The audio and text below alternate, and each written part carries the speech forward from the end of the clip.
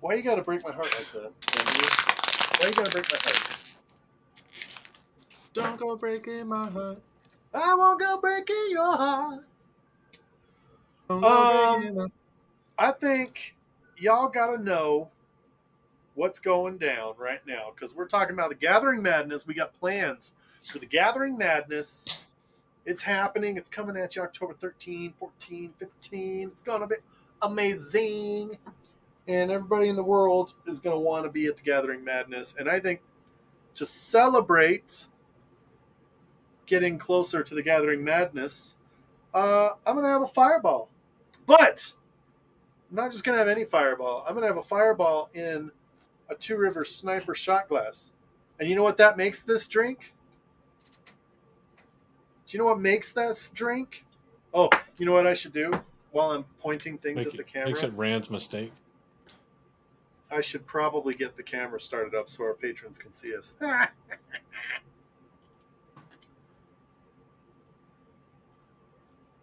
It does make it a flaming arrow. You get 10 points for Gryffindor. Or something.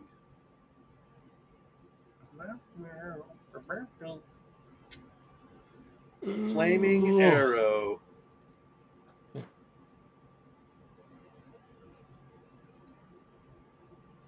There we go. All right, here we go. Okay, we got fireball, and we got Two Rivers Sniper shot glass, and I'm gonna do the flaming arrow. Village Mattress wins. This celebration for the next Gathering Madness, which is coming up soon.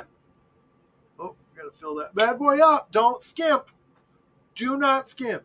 If there's not enough flame on your flaming arrow, you're gonna flame out during flight, and then it's just gonna be like a regular arrow, and that's not fun. Who wants a regular arrow? Not me. Not me. So here's to all the towers that are black and are awesome, and yeah, that's it. Slaja. Gathering Madness. You know who else doesn't want a regular arrow and only wants a flaming arrow, Josh? What? I said, you know who else doesn't want a regular arrow and only wants a flaming arrow? Who? Uno. Oh. Pretty sure he's not going to get another regular arrow or a flaming arrow, though. That's called gonorrhea. Oh, no, my flaming arrow. Oh, my flaming arrow. Okay, someone keep arrow. on this episode. Well, I go get my Coke that I freaking forgot because I was looking to like start up my cocktail. Easy there, Pablo Escobar. Oh, I'm ready to go! Got an antique jar of Coke sitting on my desk. Oh, man. All right. So, you said go ahead and shall start? we kick this off? Oh, yeah, let's see.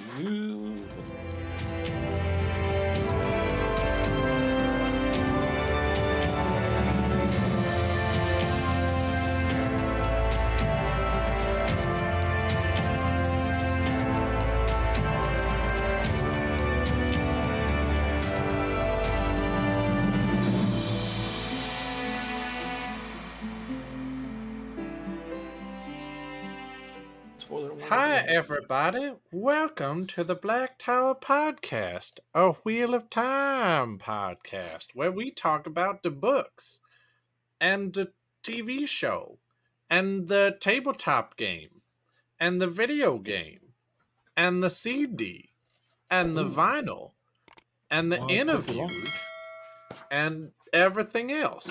That's funny. I actually do have the vinyl. So, all right. Because we are the Mahales of the Black Tower. I am one of your illustrious Mahales who you see every Tuesday or maybe every Friday, depending on whether you're a patron or not.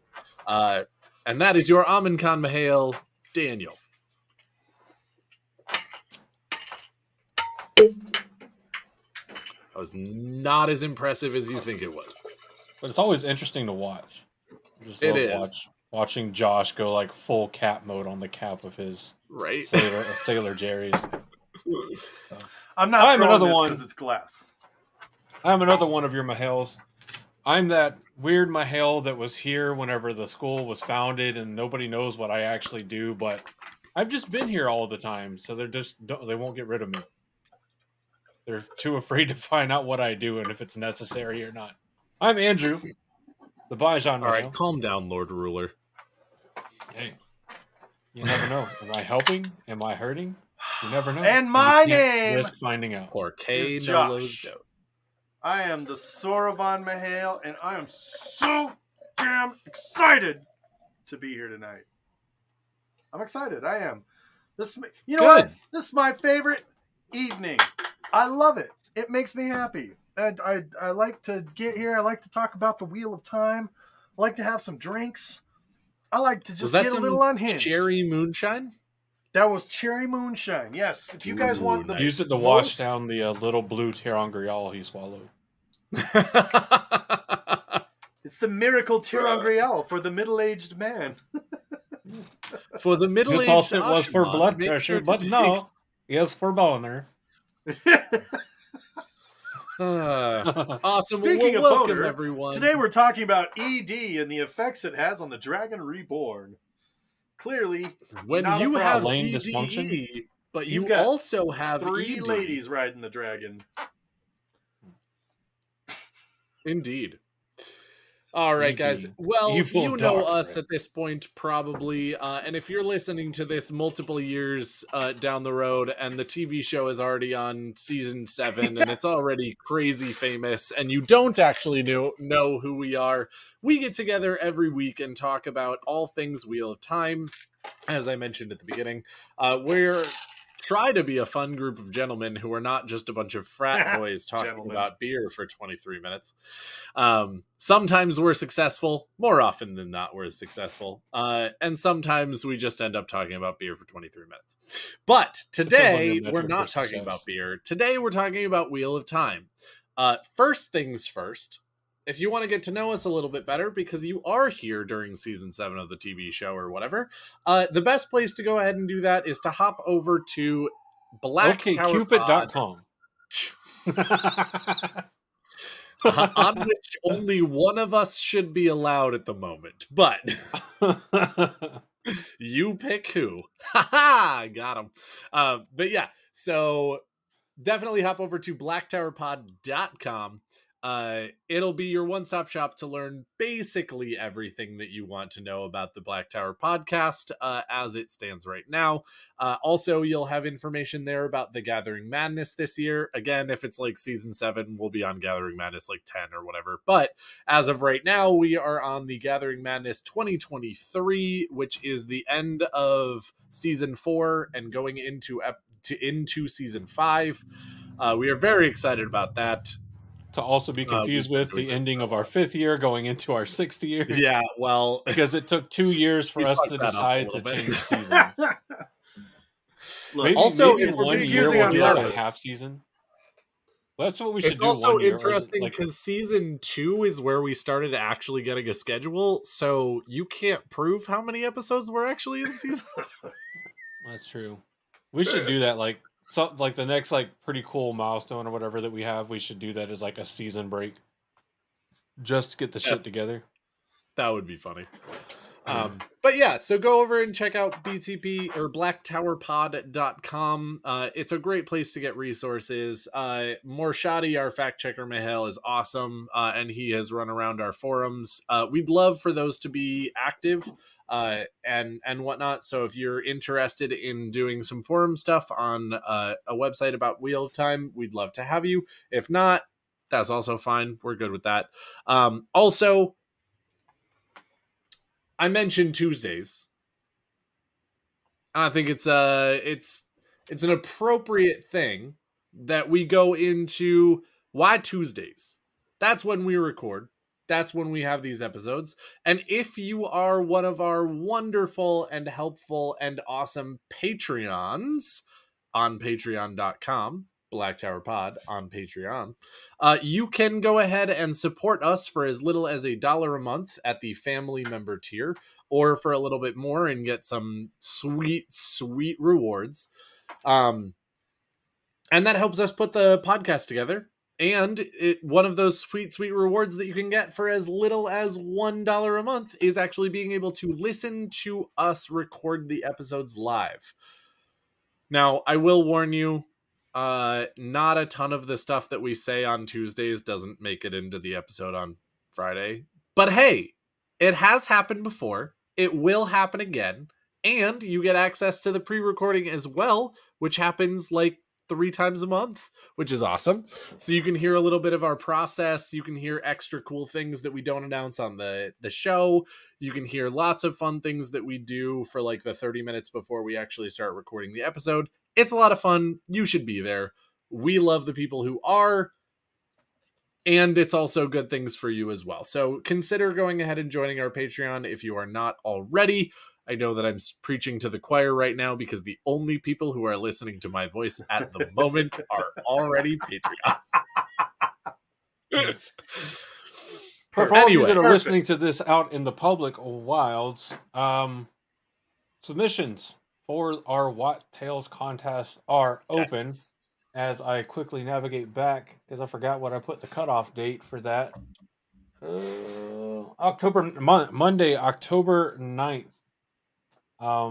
Is the cutoff day. That is, we're going to do it in Central Time, since the Gathering Madness this year will be in the Central Time Zone, right? No, Mountain Time. Mountain Not Time. Central, Mountain Time. Yeah. They're both like good. 2 hours behind me. Mountain Time. Is there a difference? Yes, there is. 1 hour. Mountain Time is 1 hour past Central. So your Eastern Time is your time. Central is 1 hour. Mountain is 2 hours. Pacific is 3. They're not And Eastern, so they're irrelevant. That's why I Arizona, don't know. and they're just special. Damn. Either way, so we'll do it by Mountain Time. Cutoff is 12 p.m. Mountain Time, Monday, October 9th. Get in your drink submissions there. The rules for it are in the form. And if you can't find the form, if you're in our Discord, go to the Gathering Madness 2023 channel, and it is pinned to the channel. We've also tweeted it out on our Twitter, and we'll probably pin that tweet over on Twitter. And if all else fails, just shoot us a message and say, hey, I want to submit a drink. How do I do it? Worst case scenario, email us. You can email us your submission and we'll put it in the form for you. We need a name for the drink, the name that you want to be credited by for making the drink, the ingredients for the drink, the directions for the drink, and the inspiration or backstory for the drink and or the drink's name. Full spoilers allowed, though we do heavily encourage you to be creative with any spoilers in your drink recipes, so that maybe they don't spoil everybody. So yeah, go ahead and get your submissions in for that. We've already got a couple in, and it's looking like it's going to be a time to not remember. Has anybody submitted Nynaeve's dishwater yet? Not yet, but that's a solid. That's a solid swear name. to God, I'm waiting for someone to attack us with that one. I was gonna say. I mean, that one's like what, 2 weeks old? Not even. Something like that. Oh God! Don't give people ideas. But you know what we can give people? Crippling A spoiler depression. condom. Yes. I mean, yeah, that one. Protection from the things. Protection All right. from the dark one. Yeah. Get your gonna protect Quendia you. condom. I'm getting Your spoiled. Quendia condom. This one is courtesy of our friendly neighborhood Norm. Oh, Norm. I miss Maybe. him. It is not playing as of yet. Yeah, I'm getting there now. Because it wants to be stupid. There it is. All right, courtesy of Norm. Hello, I'm Tam Sorrell Norm. You may remember me from the Dusty Wheel or the Black Tower podcast. I'm here to give you a public service announcement about spoilers, as this episode may contain some. As if you didn't already know that, like watching the film Titanic and being surprised that the boat sinks at the end of the movie. Hello, moron. The movie is called Titanic. Of course, the boat fracking sinks. This show is called the Black Tower Podcast, as in from the Wheel of Time. And these three guys are Ashaman. Well, at least two of them. I don't know about that Josh guy. Anyway, you have been warned. I just showed up and they never questioned it. They were like, "Who's this guy?" And I was like, "I belong here." And they were like, "Oh, okay." It was his BDE that gave it away. He really just walks into a room like he owns it, and you're like, should we test that guy? And everybody's just like, no, he's clearly been tested. Guys, I can't even channel. Yeah. Oh, we've known for a while. But he's really good at making the wine. So yeah, he is. So we have an appropriate and topic for tonight. Fireball. Yeah. We have an appropriate topic for tonight. We are recording on the 12th of September, which means we just recently got to finally watch episode 4 of season 2 of the Wheel of Time TV show, where we have already seen this character, but you finally get to learn the name of this character if you didn't already know. And that character is also the subject of today's episode. Close enough. Wait. What? Oh, yeah, I'm fucking dumb. I was like, what? Huh? No, yeah, no, boy. it just took a second. I knew that was going to be a bit of a stretch when I said it out loud, but I went with it anyway. It took me a second. But indeed, this episode, we are going to do a background breakdown into one of the most beloved characters from the entirety of the Wheel of Time. Definitely the most beloved character that does not walk on 2 legs, that instead walks on 4.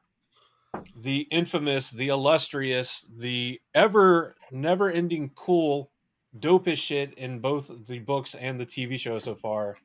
The wolf known as Hopper.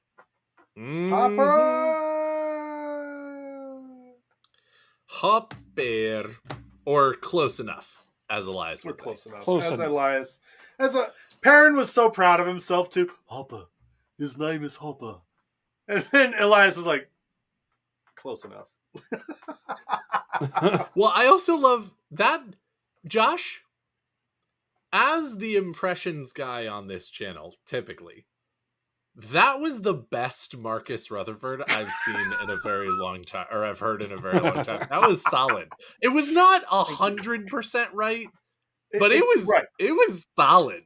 It was solid. If I saw thank that you. on SNL, I would know who you were doing, and that's what mattered. Sweet. Is Perrin the best hunter amongst the world? Perrin's not even the best hunter amongst the wolves. The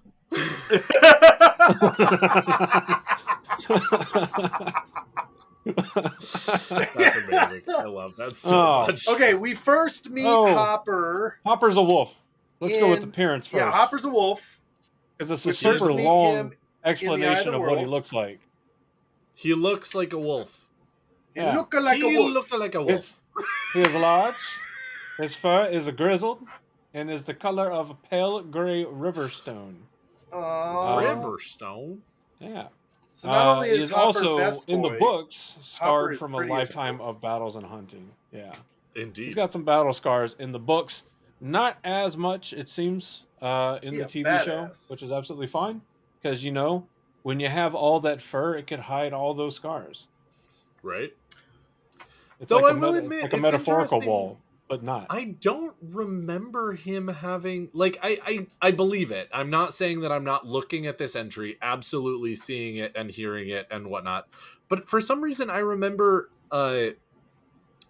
Dapple actually being the one who they specifically talked about being scarred. Maybe Dapple has scars as well, but when you get the thing is, so when you first meet Hopper, you don't meet quote unquote Hopper. Like Perrin is like, oh, look at these wolves, they are great, and he says a large wolf jumps out in front of him, and Dane. I don't think it's actually Dane. I think it's just one of the White Cloaks takes him out. Generic White Cloak number 7. Generic White Cloak number 7 takes him out, and Perrin's Oh like, no, no! it takes 3. No, it takes 3 White Cloaks to put him down. Right. It's Point 3, being, and you're right. It is generic White Cloaks. It is not Dane. Dane makes the comment later to be an asshole. yes, When he's like, "I'll make a rug out of him" or whatever. But it's not Dane that kills the wolf. Right. You're correct. So Hopper jumps in, saves Perrin, saves Young Bull, and says basically, "Get the fuck out of here, you dum dum." Perrin, this is like the first connection that Perrin completely feels with the wolves, because he feels Hopper die. Like he knows This is Hopper the real died. reason why Perrin has a conflict with violence. Yes, Part of it, yeah. and It's so a huge part of it, yeah. he feels Hopper die. He hates it. He hates what he did to the White Cloaks. Which I've never been in this situation, but I know. Well, people Hopper who dying is what have. throws him into the blood rage. Mm-hmm. Your first kill is always the most difficult to You never right forget your yourself first. with. That is what they say in the TV shows. I have spoken with pararescue guys, combat pararescue guys, and that's what they say too. They said that first time you're out in the field, sorry. it's the most difficult to I was deal going to with. say, I imagine that doesn't come from nowhere, that Hollywood Yes. didn't just pull that out of their assholes. Well, but They do that. I'm also not 100% willing to say that they didn't do that, because So- they pull a lot straight out of their asshole. So Most Hopper of the guys I gets talked to killed. say the only thing they feel is recoil. So, Ayo. Well, Jesus. not their first but that's time. dark humor and how you cope with trauma. Ayo. That was a really good one. I'm not What do you happy feel? about Recoil? that, but that was a good joke. Yeah, well, So- it was like so- it was actually like an interview. Someone did an interview with someone that was fighting in Afghanistan, I think, during the War on Terror. And it's like, what is it? What was do a you sniper. feel whenever you kill an insurgent? And he was just like, recoil. Recoil. Yeah. And that's it. But the thing being here is that Perrin loses control. He goes into a blood rage, Mhm. kills 2 White Cloaks before they take him out. Mhm. And he doesn't like it for 2 reasons. He doesn't like it for 3 reasons. He doesn't like that he felt someone die, Hopper. Mhm. He doesn't like that he lost control. And he doesn't like that while he did not have control, he took the lives of 2 people. Mhm. And so that's what sets up a lot of this conflict Yeah. for Perrin. And Wait, then- Perrin is conflicted? Hey. Well, it's about the And only then- conflict he can get into for most of the books. So, Anyway. But so one of the things that you don't get from the TV show, for definitely understandable reasons, this isn't really a criticism of the show. It's a casualty of adaptation. Is that in the Yes. books? Perrin had been slowly getting to know Hopper over time. Yes. Him and Egwene traveling with Elias and the rest of the wolf pack, and so, especially like even the fandom wiki breakdown of it just says like, yeah, he showed up. He tried to help Perrin survive a skirmish of White Cloaks, and then he died. And you're just like, why did this affect Perrin so much? It's because Hopper was the one that Perrin was making the most of a connection with whenever his wolf brother abilities were awakening. Mhm. And he finally got to a point where he was like kind of seeming okay and comfortable with his wolf brother powers. Yeah. And it's like the moment that happens, you lose a friend through a completely new sensation and a way of actively knowing it happens that you've never had to deal with before. And it's just like just this incredible flood of emotions, because it's not just the feelings that Hopper conveys whenever he's actively being killed, but it's also the rest of the pack's reactions to Hopper being killed. Because it seems like when they're actively communicating, their communication includes. It makes me think a lot of the Warder Bond, it's just not always there, but when they are actively communicating, like all of the emotions, all the sense, all the feelings go through, and that's how they communicate. Mm-hmm. And you know, Perrin's finally starting to accept this part of him, and it throws him for an absolute loop for all the reasons that Josh just mentioned earlier. You know, like I took the lives of people, I had no control, I don't even remember what happened. And now he once again, not only is he scared of violence, but now he's again scared of his wolf brotherness and what's happening. Scared that it's going to make him just this violent, bloodthirsty, mindless killer.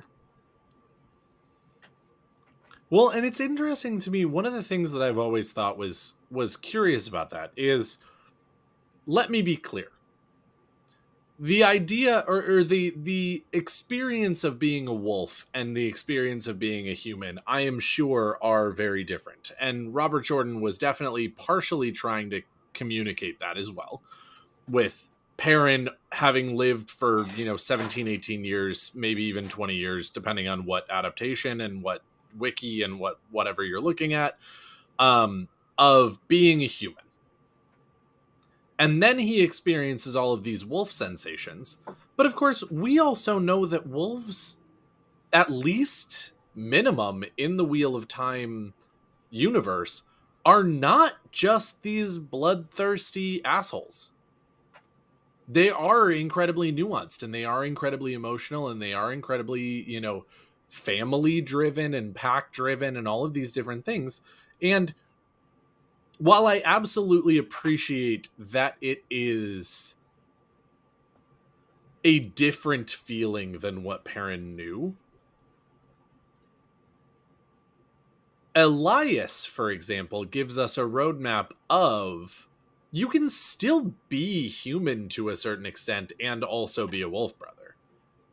But you gotta accept also your wolfy nature, and that's not necessarily a bad thing. And of course, Perrin's first experience with really getting into that wolf nature is during combat, which of course the wolves are going to be particularly sort of bloodthirsty, angry, combative, all of those different things in a fight. And of course, Perrin, because he's not actually that good at critical thinking when it comes right down to it, isn't like, okay, all right, that was a particular moment in time. Not every moment is like that.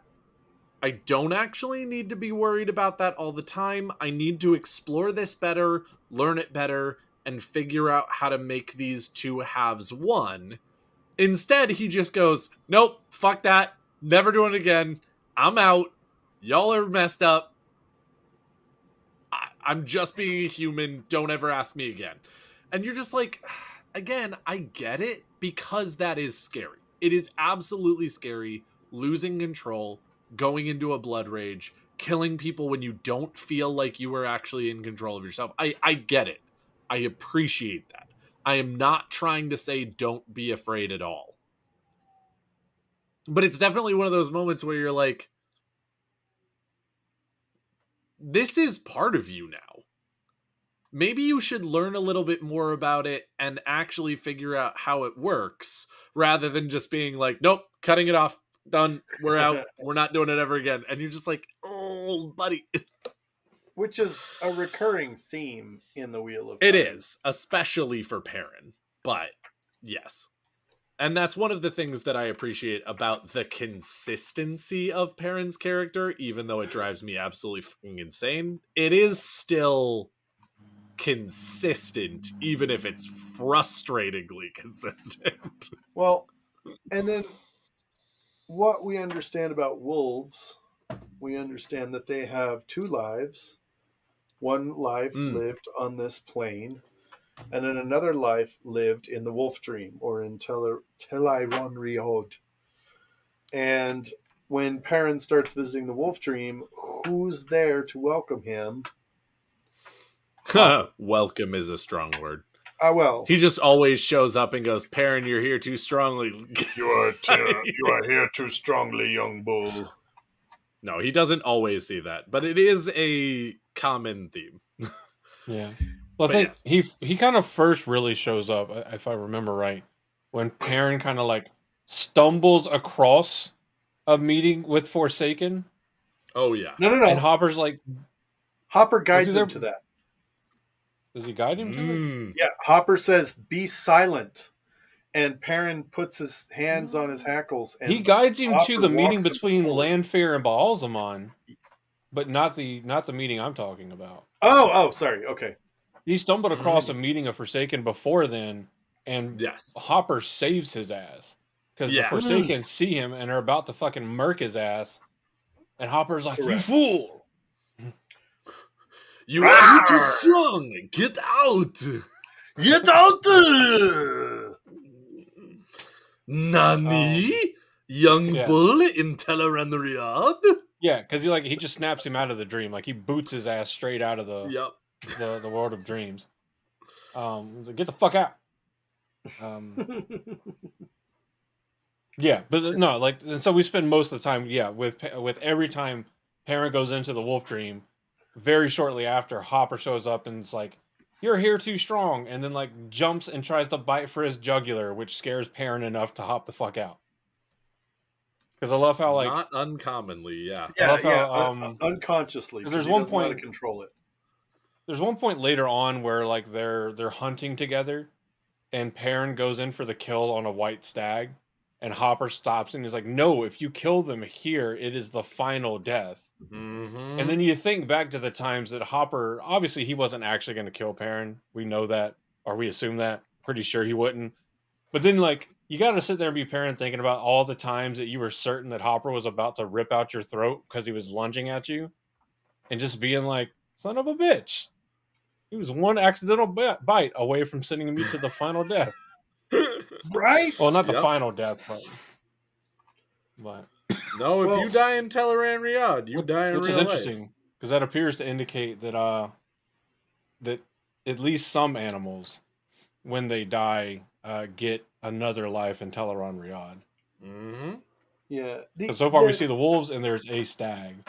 I would assume there's probably And then more. we also know that all horses go to Hawkwing, so Heyo. because they need horses to ride, so every horse becomes a hero of the Horn. Apparently, there's just a pool of horse souls. I think Hopper's got a very unique sort of role in the Wheel of Time. Not as a trainer, because we have plenty of trainers, we have plenty of teachers in the Wheel of Time, but the thing that makes him unique is that he's the only one who dies before he imparts his wisdom, before he imparts his knowledge. And for a long time, he even straight up says, "No, I am not teaching you this. It's too dangerous. You are too young. You can't do this." He spends a lot of time, and as Andrew was saying, he'll snap his freaking jaws at his face and go for the jugular and say, "I will kill you if you don't get out of here." And Hopper eventually agrees begrudgingly to train Perrin, and he like Hopper. It's real interesting. We almost get like a side by side training. Well, wait, hold on. Well, we can do a side by side comparison. They don't happen at the same time, but we can do a side by side comparison of Perrin being trained in Teleranriad by Hopper, and Egwene being trained in Teleranriad by the Dreamers, by the Aiel Wise One Dreamers, and the lessons are almost the same. I feel like the wolves have a little bit more of a handle on it because they're a little bit more instinctual, and they have better sort of mental reflexes. Whereas as a human, it takes years of sort of that sort of training. You have to train to get to the point where your mind is disciplined enough to not be walking around Teleranriad and be like, "Oh shit, where are my pants?" That's why in a dream you're just fine, and then you come in from recess and your pants aren't on, and you run back outside to the playground and find your pants. You put your pants on, and you come back into the class, but your pants aren't on again, and everybody's laughing at you, and it's just, you wish you could wake up, but you can't because your pants are gone, and it's embarrassing. What kind of fucking recess did you have in school? It was a dream. This is a Don't very read much into specific it. dream that Josh has had That multiple someone times. might have had at some point. Makes me think of Team 4-Star 2. Like, I'm sorry, can you please speak up? I'm not wearing pants. 0 cents. But yeah, go ahead, Andrew. But yeah, no, it's definitely similar because like the biggest thing for Hopper and for like Egwene whenever she's being taught the world of dreams is the wise ones stress to her and Hopper stresses to Perrin, don't fucking come here without me to guide you. But the big difference is Hopper fucking lives there now. Well, kind of lives. You know, depends on your definition of live. He Dies. resides. Yeah. Holy. The soul resides. Yeah. So yeah, The wolf rug he really lives ties Teleranrion together. there. Yeah, absolutely. So like it's reality for them now, and it's presumably their final stage of life. Like I would imagine at some point they get respun out from Teleron to repopulate the wolfdom. They get reborn again unless they die the last death. But who knows if they actually die there or they just have like a ridiculously long respawn counter. So yeah.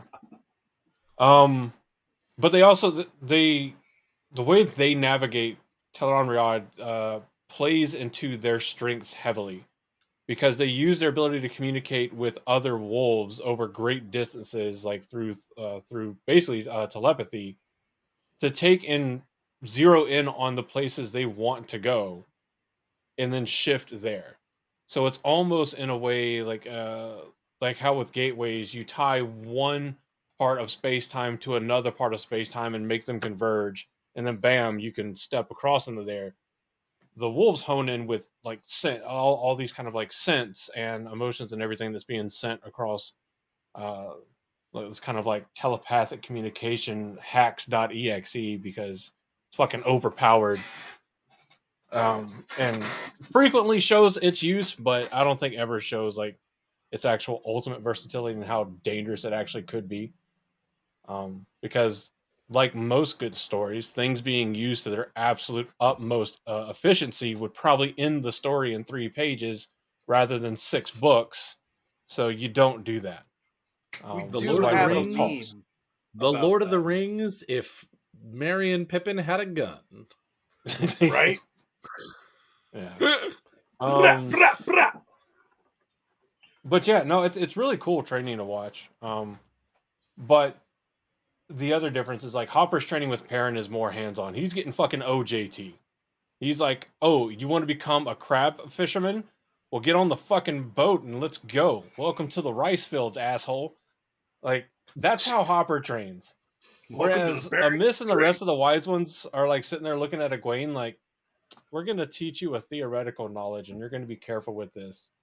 Which seems slightly surprising for the Aiel, which I've always liked because it drives home how dangerous the world of dreams actually is. You know, it's almost like existing in a world of infinite possibilities is fucking dangerous, where you can actually die. Well, and that's but what you can do anything you want, fortitude, including die.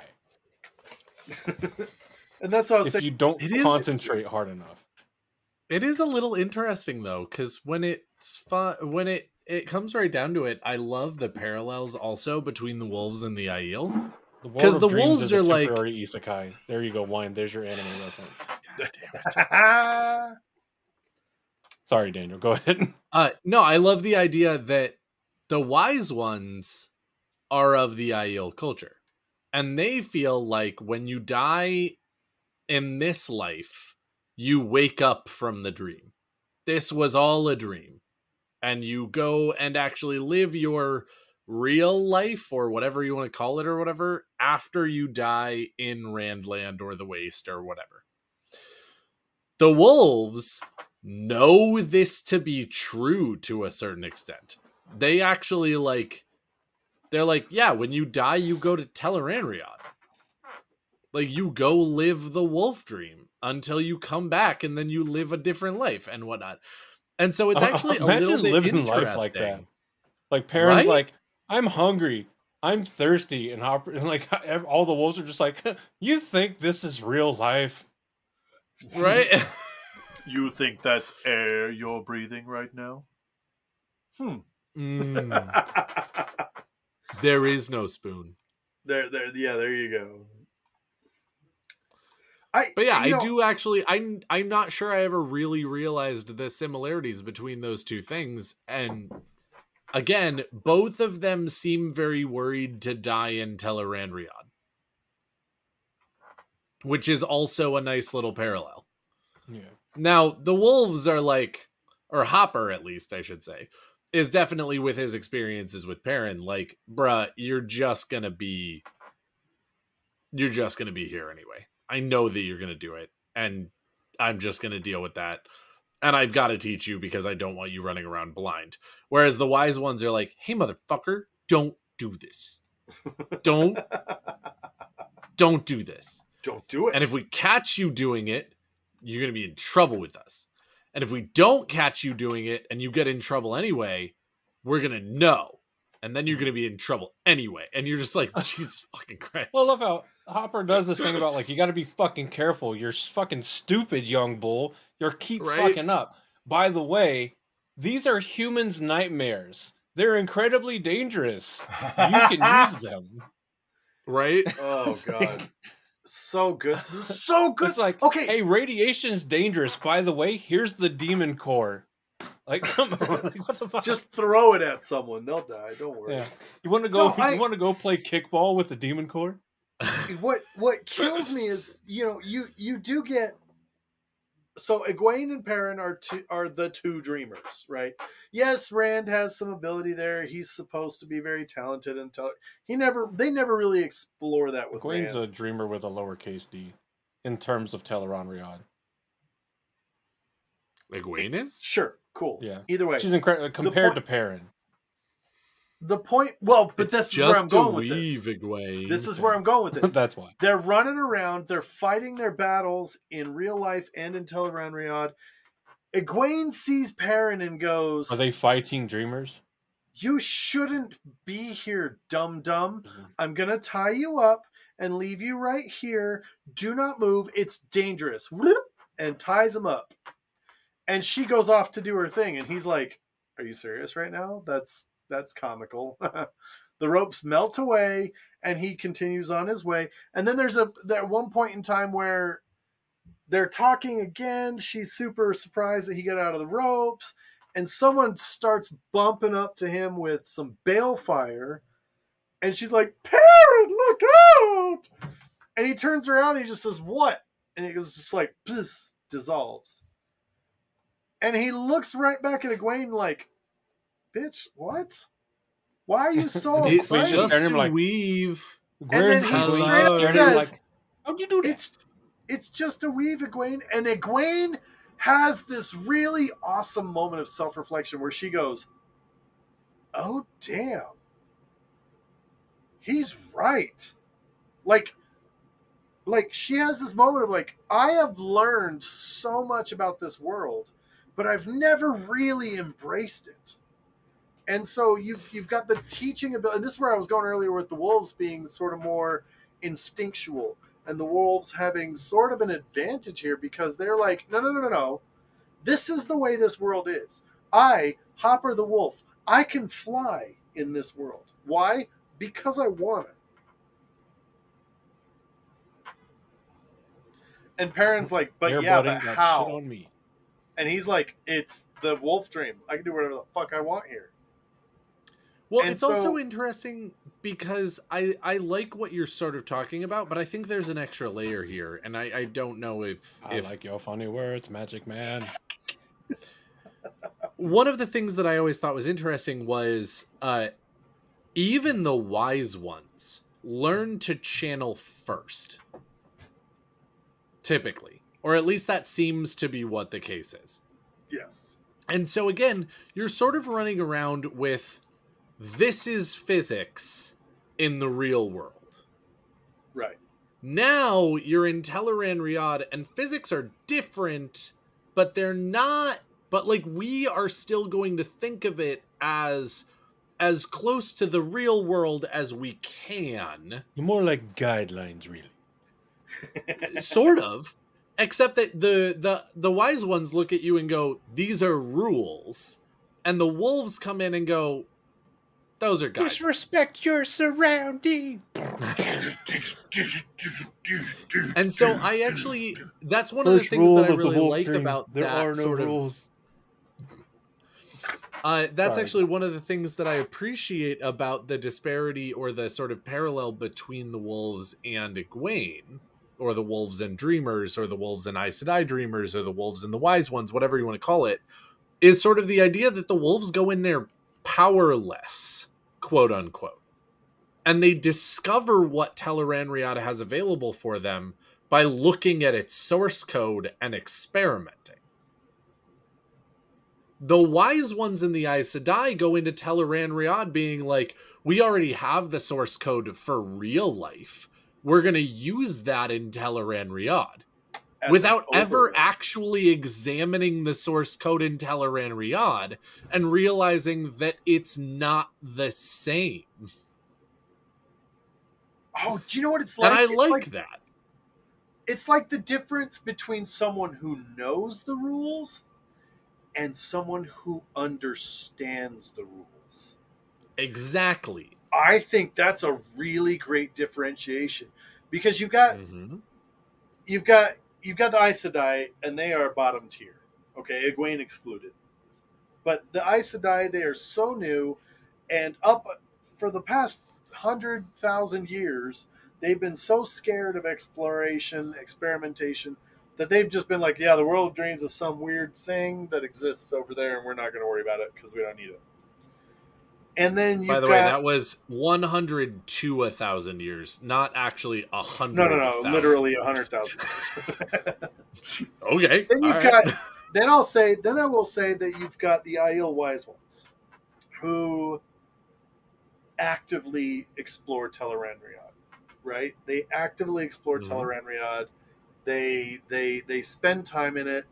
They use it as a tool, and that's kind of their shtick. That's kind of their thing. Then you've got the next level up of efficiency is the Heroes of the Horn. Those people who live in Teleran Riyadh full time until the wheel feels that it is necessary for them to be spun out into Until the wheel serves a them with an lifetime. eviction notice. This is temporary eviction notice. How long? 1 lifetime. Shit. Yeah, we know your house is fine, but the rest of the area is burned down, and we want to buy the land for cheap, so you're being evicted. Wait, it's Teleran Riyadh. This is a Now temporary. everything's This great. is a temporary eviction notice. Wait, how long? As long as you want. Someone blew the horn. And then For as long as they blow. at the S tier. For as long as you're getting blown, Arter. As long as you're getting blown. That's good advice for anyone, really. And then S tier top users, primo users, and or patrons of Teleran Riyadh, however you want to look at it, are the wolves. They, I know Landfear says that Teleran Riyadh is mine, but the top I don't subscribers on think Patreon. They're Quendiar Ashaman Quendiar in Ashman. Teleran Riyadh. I don't They've got the think unlimited subscription package. the only sort of Well, bit of evidence that sort of mostly. contradicts this is the fact that wolves are unable to escape death in the Wolf Dream. We do have confrontations with Slayer in the Wolf Dream where he kills numerous wolves. Correct. And it's like, if they are the top tier users of the Wolf Dream, how is it possible then that they should be killed? I mean, that's super interesting because it's a finally a return for Perrin to deal with the exact same kind of situation that threw him into being too afraid to use violence and his wolf powers to begin with, was somebody killing a wolf in front of him. Yes. And Slayer makes a game of it essentially with Perrin in Teleron Riyadh. Is once he realizes that Perrin will do things and act irrationally to some degree to try to save wolves and has some emotional attachment to them, then Slayer's like, cool, I'm gonna just start picking off your friends whenever I can't get you, and that is your fault. And of course, we find out later on that after Rand has his Bodhisattva moment on Dragonmount, and the wolves all howl and rejoice, and they're like, yeah! And I'm like, yeah, we live, young bull. We get to fight in the last hunt. Great Yay! battle, the great hunt. Yeah. You know, once that kind of moment hits, that Slayer's killing of the wolves ramps up, and it serves a bigger purpose rather than Slayer just fucking with Perrin. He's still absolutely doing that. That is still his main reason for doing it. But now he has like an imperative to do it for the forces of the shadow. Because the Dark One's like, yeah, I don't like the light doggies fighting against me, so if you could just get rid of them. Oh, and by the way, Slayer, if you kill them where you've been having fun, I never have to deal with them again. You know, until the creator does his namesake thing and makes more. Right. Like, literally, his only job now is to make more souls. Basically. And hand Avienda bowls of water through his avatar. Or bowls of soup. It's not much, but it's honest work. So. Indeed. But, yeah. I mean, I think Hopper's one of those characters that, like, you get the emotional bond from because you meet him in book one, and he does so much with Perrin and teaches Perrin so much and is with him for so much that his death is one of the more, at least for, I think for a lot of people, one of the more impactful ones at the end. Because like, yeah, did he die in book one? Absolutely, but we still get to hang out with him all the time, so it doesn't really feel like he died. Like he died, but did he really? It doesn't really feel like it. But when he's finally killed by Slayer, then it's just like, this fucking sucks. Mm-hmm.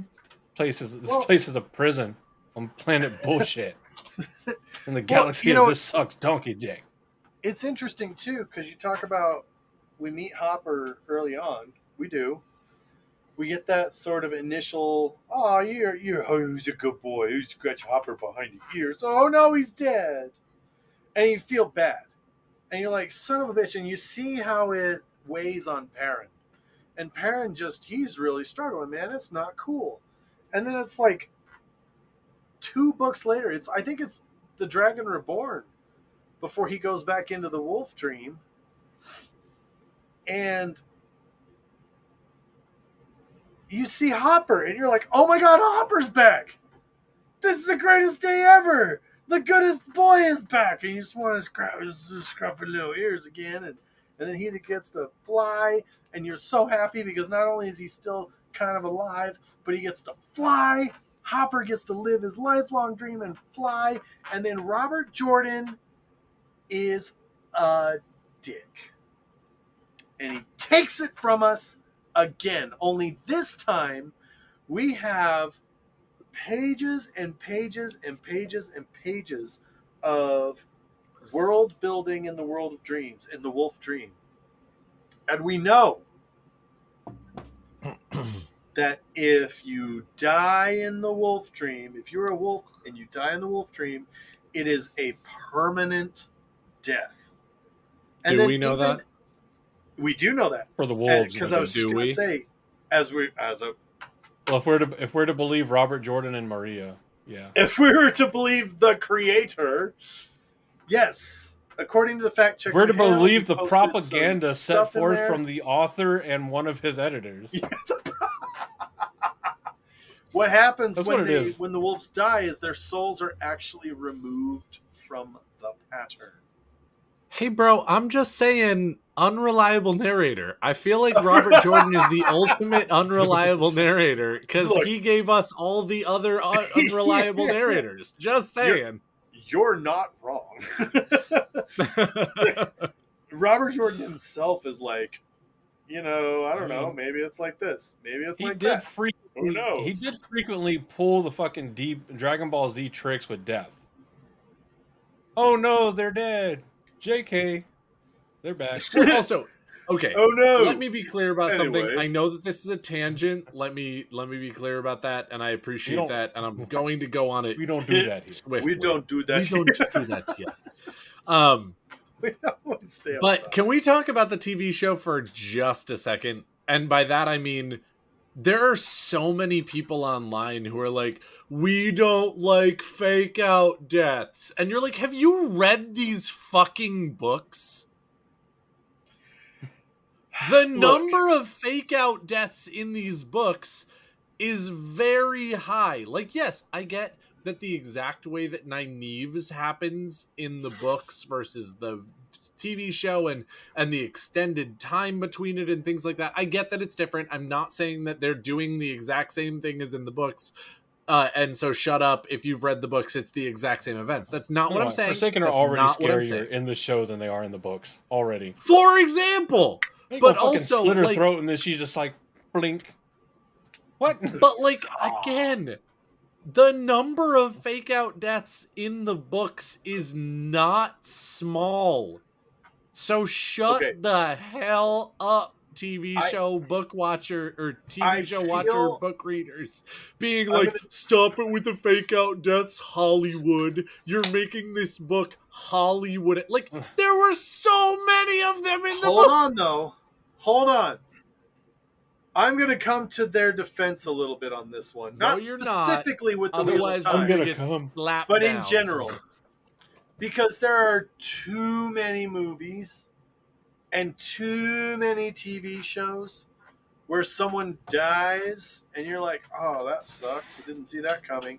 Only to have them back in the next scene to be like, what happened? Ah, yes, I carefully concealed a jar of ketchup on my...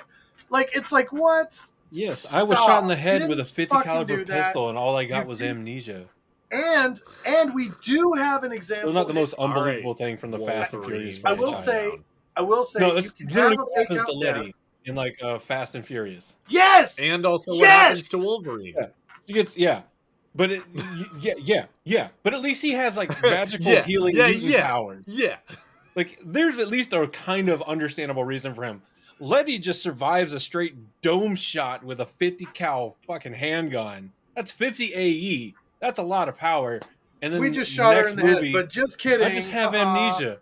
Everything else is absolutely fine.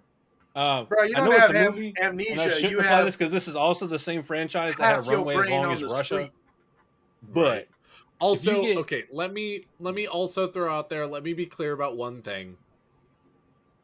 I very much appreciate that Uno and Loyal have no. I get that. I appreciate that. I'm not saying that isn't a continuity issue and they shouldn't actually address that more. I agree.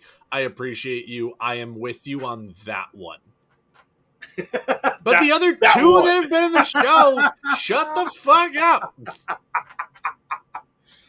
Just kidding. Layla's alive. Oh. No, she's not, and that's fine. That's Uno's alive. What? Straight up until we find out that Shaitan intercepted her soul shortly after death and is going to make her come back as a major plot point for Perrin. Don't do that. Don't do that to me, please. I didn't care about Layla to start off with. You think I'm going to care about her later in the series? Dude, look, I've said it before. I I'll do say it again. now. They've done a really good job in season 2 of actually making Layla matter. Both the conversation with Ingtar and also the conversation with Elias and the wolves. I'm not saying it's perfect. I'm not saying it's the most eloquently done thing, but I actually really appreciated both of those conversations that are around that death. I hate that you said that because we have Anyway. to agree on everything on this show, Daniel. No, we don't. Now You I have to cannot pretend agree to and be agree with wrong. you. No, I look. Hey, This is man, America. It's just You like can that just gum job you from your can just neighbor that be wanted you to incorrect. put up This is America. shelves. You go into it optimistic, thinking it might pay off, and then whenever you're done, you're just sitting there in a pool of sweat and shame, being like, "I wish I never did that." And that's how I feel about Layla. And that's Dude. fine for you to feel, I guess. This is America. You can be wrong. But If this is what it means to be wrong, I don't want to be right. That's that's right. fair. There it is. I look, as far as Hopper is concerned in the show, he's so cute. He's also not a wolf. None of the fucking dogs that they're using are wolves. And it like makes me a little sad. But none of the dogs in the TV What? show are wolves. None of I them thought are they big had enough. trained wolves. They are clearly bred wolf adjacent dogs, but they are dogs. They are not actually wolves. And granted, again, I mean, I get that that's a distinction that is hard to make. I appreciate that. I'm not trying to say like I am inherently right, but if you But I see am. wolves in the wild, wolves are way bigger than those dogs that they're using in the show, just for starters. Well, there is that. Yeah. That is true. Like an actual wolf, like the head. I'm a 6 foot tall Yeah, guy. they're The head huge. comes up like to my solar plexus. Like they're big. Yeah. But to also And so be again, fair, it's a let lot me be harder clear. to train those to fake bite somebody in the throat. Exactly. No, and that's 100% where I was about to go. Is I get why they're doing it in the show. I'm not even Smaller mad at it wolves in the show. Or in a unintentional lot of snuff ways. film. But like, they're not fucking wolves. But Hopper is also goddamn adorable, so I'm not actually that mad. Yes. So I do like so Hopper's final I love how they say like final words. His final communication to Perrin is to seek Boundless to help answer the last of Perrin's questions.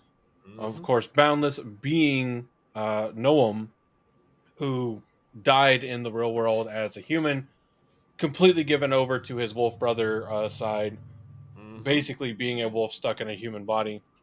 Died and then joined the wolf dream as a wolf spirit.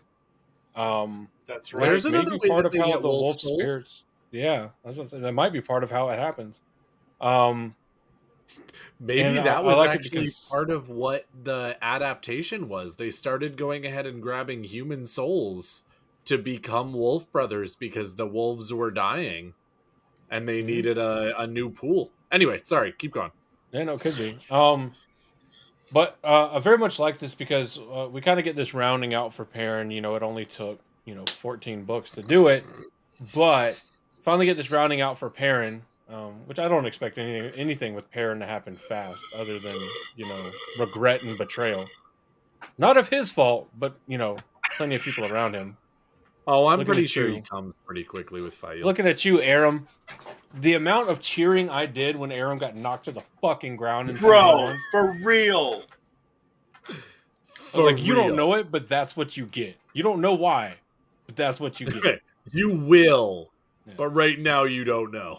But yeah, Get so what you he finally fucking gets this thing deserve. where like he's had Hopper to teach him all this stuff about like how wolves are, and he's had Elias to kind of teach him about the interaction with being being a wolf brother and interaction with wolves as a human, and kind of what it means for him.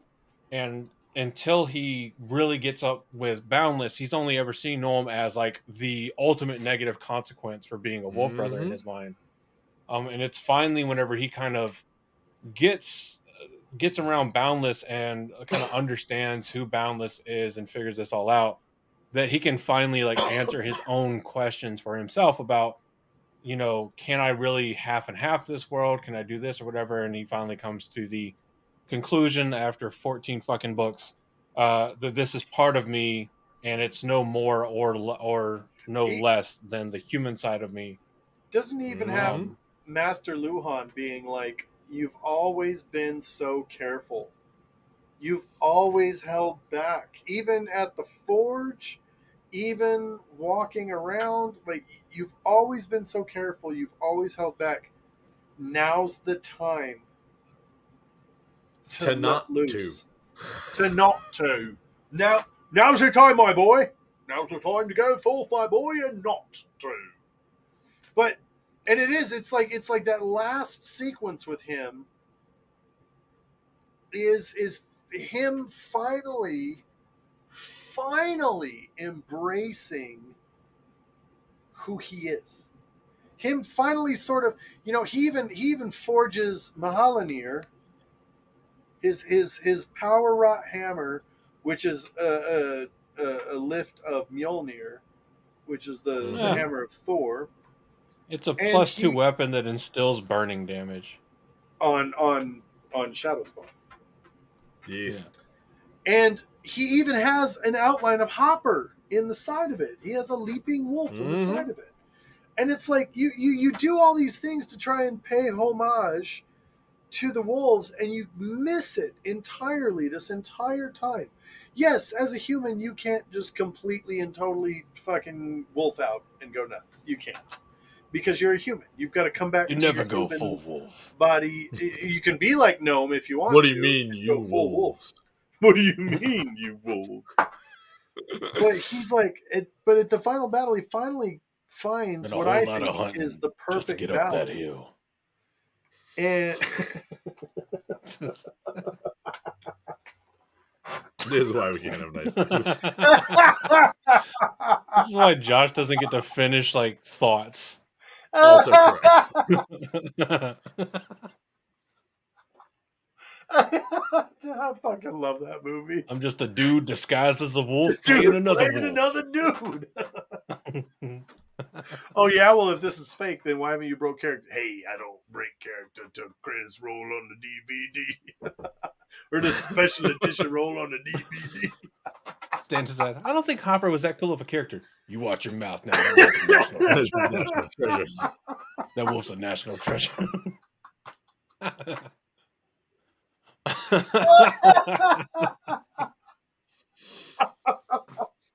Why is that movie so appropriate with lines for Wheel of Time? Because it's got RDJ and Jack Black in it. I mean, and Adam Sandler, dude. Not Adam Sandler. Ben Stiller. Why did I say Adam Sandler? Ben Stiller, yeah. I'm not a massive Ben Stiller fan. Dude, I'm not either. But dude, when the man's funny, he's funny. When he's on, he's That's on. fair. I can't even. Please Gosh, don't hurt me. Might finish my thought.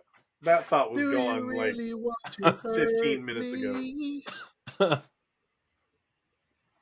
Do you really want to make? No, look. Okay, look. Hopper is the wise old teacher. I'm a jump in there. I'm gonna start wrapping it up. Hopper is the wise old teacher. Not only is he the wise old teacher, but he's a damn good teacher. He taught Perrin how to be a wolf, not to act like a wolf, but to be a wolf. He was like, Perrin, to become the wolf, you must be the wolf. And Perrin's like, do not ever bring know that what French you're accent in talking here about. ever again. And Hopper's like, Perrin, it cannot be explained to you. It must just be done. You must just do it. I see what you're going for, but there's just not quite enough surrender in your Hopper accent. is French. Yes, that's canonical. Hopper doesn't surrender, sir. You shut your mouth. I'm not even sure Hopper has ever been to Kyrian, which is France. He's a genius in France, genius in France, genius in France. No, Wolves in France? he is Werewolf in London. He is a good teacher. He's a great American teacher. Werewolf He in taught London? a I was more so human making a what was it Drake how that made that song that I to can't say the name of? He taught a human how to navigate Teleran Riyadh in a way that is unbeknownst definitely to other humans. Jay-Z. And That oh, is who absolutely. made Was that song. Jay-Z? And Kanye, actually. Fucking Kanye, that dude. Yes, I am fully aware, and I appreciate that.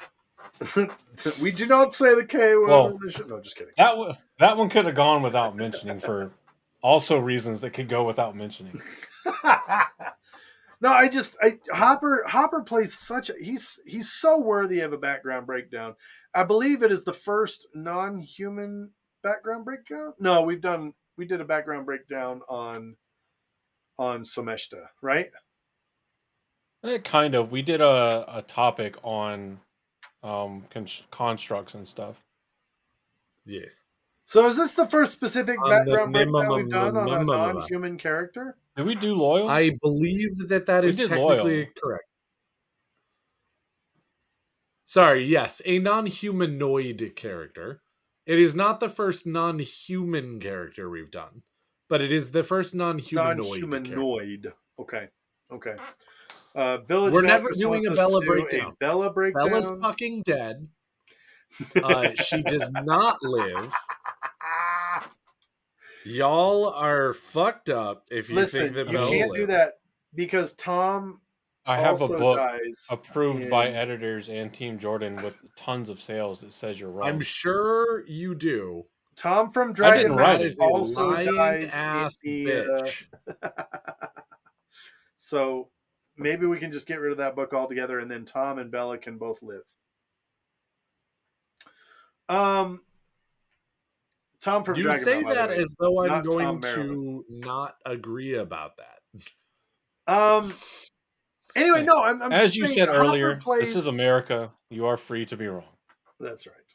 Hopper Correct. plays a much And I am larger going to role. use that ability to the full extent of its. I'm going to use this to the full extent of the law. You can kiss my ass. No, wait, the what? Look, no, That's your Hopper final is a answer, or kiss my deceptively ass, Scarface. important character. It is so easy to look at him and just be like, okay, cool, you're a wolf. You're a dead wolf for like half the series, and then you die. Cool, whatever. Why do we care about Hopper other than Perrin loves him? No. You're a dead wolf Perrin squared. received most, if not all, of his wolf dream training from Hopper, which is what equipped him to not only defeat Slayer in the wolf dream, but also to remove the dream spike, or to place the dream spike into Shia Ghul, the cave at Shia Ghul, to protect Rand, Alana, Avienda, and I think Moraine went in there as well. But to protect them from people just gatewaying in to just kill them. Not Avienda. Alana was there, but she continue. didn't choose to go. Alana, Nynaeve, Moraine. Nynaeve. That's it. Yes. Not Avienda. Did I say I didn't mean Avienda. You said Avienda, which is Well, fine. I'm not telling you can't take it back. Alana was just hanging out. I know she didn't do much. Well, Alana was grabbed. She wasn't even just hanging out. She was kidnapped. But the thing is that if she died, Rand loses control.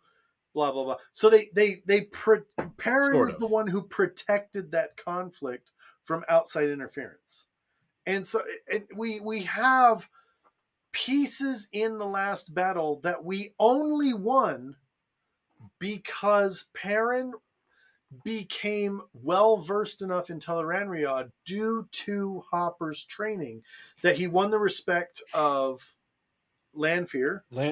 Lanfear only survived because Hopper died. It wasn't enough, obviously, because Perrin was compulsed into thinking he killed. That's what I'm saying. Lanfear only survived because Hopper died. And if Hopper was still alive, he would have been like, "There's some sussy shit going on here." He would have taught Perrin how to see through that shit. 100%, absolutely, yes. So yeah, no, that's kind of my final thoughts on Hopper. Hopper was so much more important to the story, and I think that's I think it's the reason we have the background breakdown is because these characters are so Mhm. important to the story. Robert Jordan does such a Damn good straight. job of writing a collaborative story in which people must work together in order to make the thing happen. And if they do not work together, they fail. And Imagine writing 4 million words to a story, encouraging people to work together, only to write 3.5 million of them where they don't. oh, okay, but the realism. And so Hopper is best boy. Hopper is the goodest boy. And that's all I have to say about that. And if you don't know, now you know, Mr. President. And that's it. Andrew, what are your final thoughts on Hopper? Well, right now I'm wishing my my fucking earbud would stop cutting in and out. But at least it's That both would of be them, nice. so it's not those. It's just like doing that like really weird spotty connection kind of thing. Whatever reason, who knows? Who cares? Hopper was a character I definitely like appreciated way more on my second read through. First read through, like I definitely regarded him as far more of a plot device than I did as like an individual kind of character. But that's kind of like that's my own thing because like growing up, like I had like frequent pets because pets frequently like combination of died or got sold off by somebody that would give me a dog and then turn around and sell the dog. So Interesting, but continue. yeah, so like by the age of like 14 or 15, like it became like hard for me to like develop attachments to animals. And that carries over a bit into like animal characters in books and TV shows. Don't get me wrong. I still absolutely, that's not to say I don't like animals. I love animals and I love dogs. And I love my dogs that I had. And I love going and seeing at least one of them every time I visit my folks. Because they have my my pocket pity, who is doing well. Yay! But I definitely There's a appreciate lot Hopper. to unpack in that. Continue. No. Yeah. Well, I mean, just to give it a reason, because like on my second read through, like I think I realized just how relatable and how much you can connect with Hopper and just how important he is to the story on the second read through. And I would like to think that I would have felt more of that the first read through if I didn't have the kind of like aversion to emotional connection to animals that I do. Sure. Or at least did. Seems like that's definitely died down a lot. I hope so. I don't know. Hey, I don't know. We'll find out one day whenever I get another pet. Or before I get another pet. Let me be very clear about that. Make sure I can do the pet right before I get it because I'm responsible like that. Indeed. Before somebody's like, yeah, you're a terrible pet owner. Kiss my ass. Yeah. Yeah. Twirly See? mustache. But I really like how They do have one of those. I really like how Hopper became mentor and trainer in a way that felt more like a compadre rather than just a teacher. It didn't feel like being instructed by Aes Sedai. It didn't feel like being instructed by wise ones. It was like the guided tour at the world's like most dangerous museum, and at the end of the tour, the guide fucking dies. Oh, the one with Ben Stiller, yeah. Fucking night at the museum. Yeah. You're welcome. Best part of those movies was Robin Williams, or that movie. I think he was only in the first one. Or was he in the first and the second? He's in the both, first yeah. one. Oh, was he in both? I think he's in 1 and 2. I don't think he's in 3, but I think he's in one and both. 2. He's in 1 and 2, yeah. Good old Teddy. But he was gone by the time they made the third one, I think. Yeah. Now we all have a but like second. Hopper checks a lot of the little boxes. Like Hopper gives us world building into how Wolf Brothers work from the Wolf side. He gives us world building into how Teleron Riad and the Wolf Dream works. He gives us another reason to respect death as an actual consequence rather than treating it like Dragon Ball Z, where it isn't a consequence because I wish you were alive again. And you are. Or if you just balefire hard enough, they're back alive. I think Hopper, honestly speaking, he's probably one of the most well-rounded secondary / high-end tertiary characters in the series, with a very good mix of being an entertaining character, a lovable character, and also an incredible device for the plot as well. So I love Hopper. I do. Not as much as many other people, but love him. Fair enough. Yeah, I agree. Hopper is definitely the goodest boy.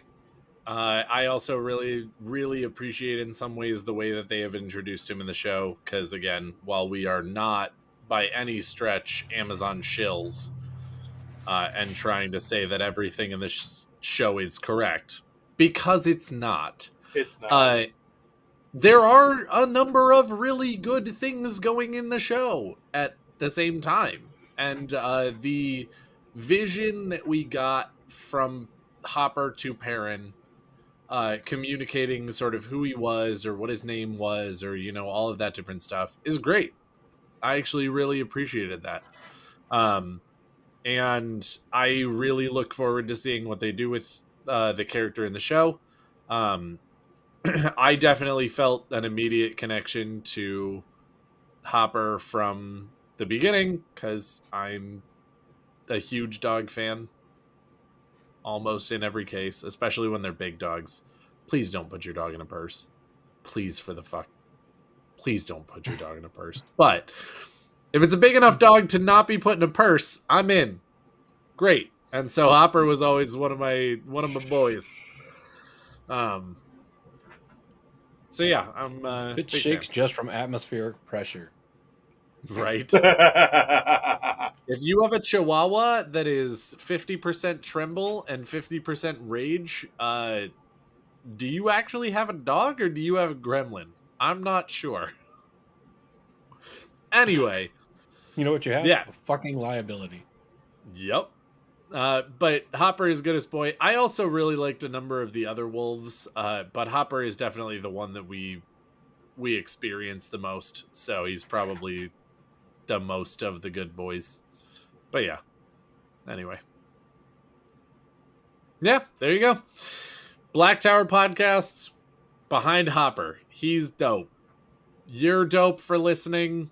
Everybody who's listening right now to our background breakdown of Hopper, great job. Everybody who's listening not live to our background breakdown of Hopper, y'all should be listening live and be a Patreon.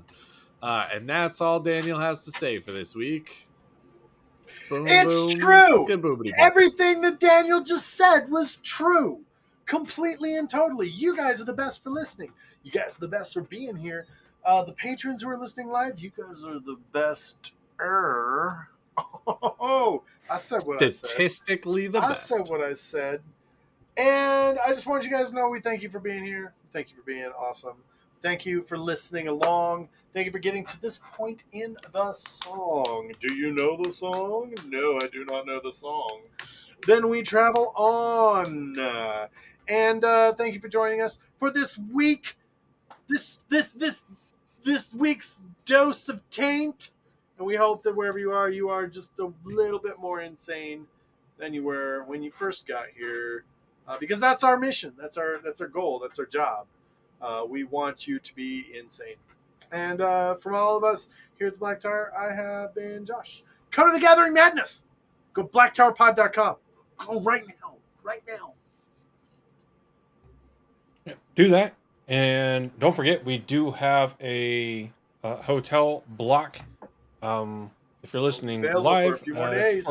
For a few more days. If you're listening to this publicly, Mhm. you probably missed it, I believe, because it ends on the 17th? Something like that. 29th. 29th? Okay, so you have a little bit 29th, more time. 29th. Right. The last day. Okay. So if you're listening to this publicly on whatever day that is, a week and a half from the 12th. So yeah, you still got time.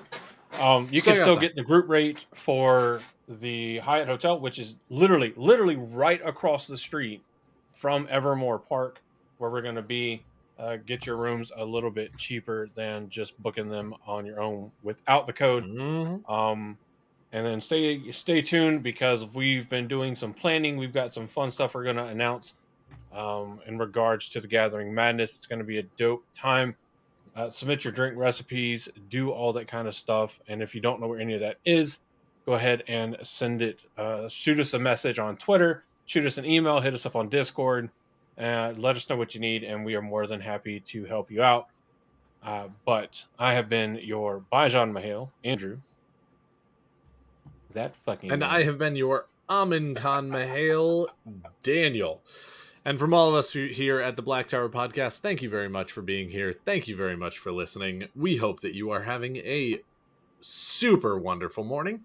And in case we don't see you again, good afternoon, good evening, and good night. And you're here too strong, young bull.